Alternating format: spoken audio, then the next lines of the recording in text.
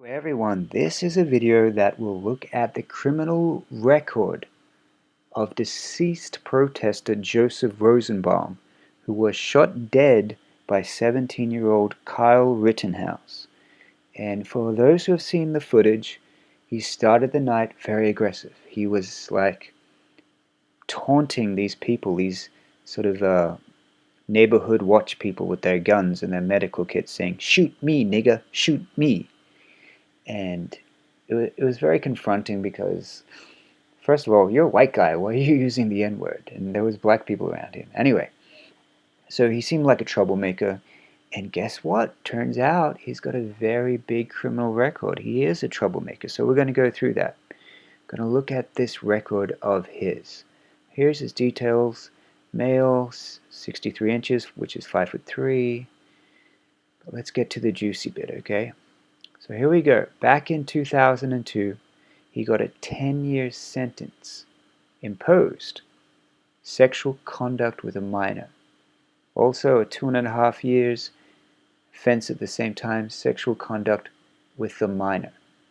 Now he was 18 at the time, so we don't know if this is a case of he had an underage girlfriend, which some guys get caught out because they hit 18 and their girlfriend's 16, or he could actually be some kind of sexual predator. We don't know the circumstances of it, but he got 10 years and a 2.5 years. I'm not sure if these were all served concurrently, but 2002, he went away for a while, and there's more records to come. This one, 2014. Okay, so 2014 he gets 2.5 years for interfering with a monitoring device, which I'm guessing is he was on probation. He got that tracker they put on your ankle. He took it off. Guess what? You go back to jail. Let's go down the list.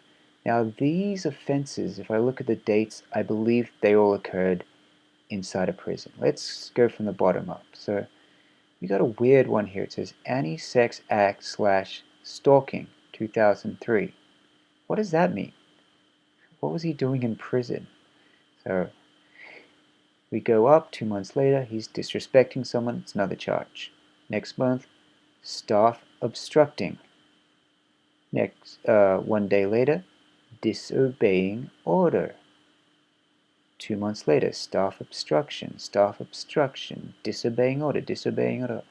So not in authorized area. So these are all offenses of just being in prison. And in prison, they can still slap you with not just like, hey, you're in isolation. They'll put it on your criminal record. Okay, he gave or received a tattoo. Refusal to work. Did he say, fuck you, nigga, I'm not working? Sorry to use that word, I'm quoting him. Assault, disobeying, disrespect, tampering, possession of contraband.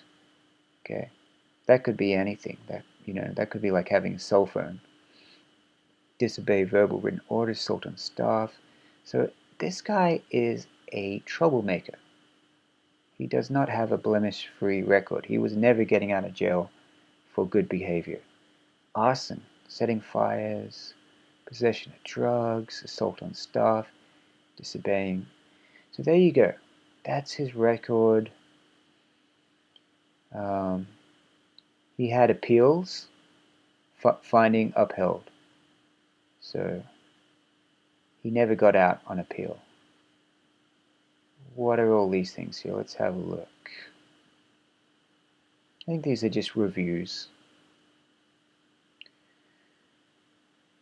So there you go, guys. When you go to jail, they can still give you criminal records. This looks like stuff he did, jobs he did. He got points. We see the hours, things he worked.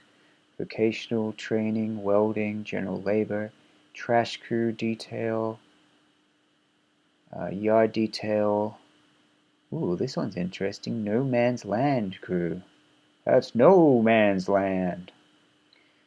So very checkered past, okay? Let's go look at his photo again. So what I understand is he got a girlfriend, he had a baby.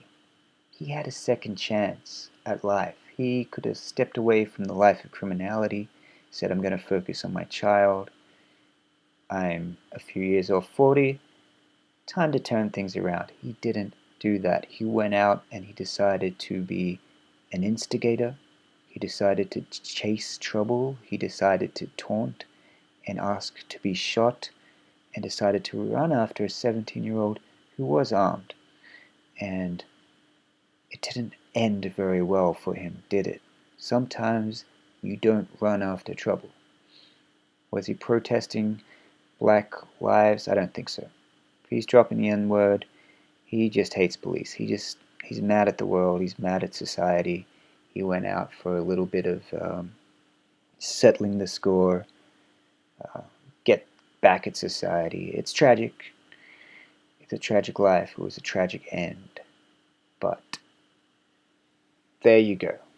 We filled you in on his criminal record.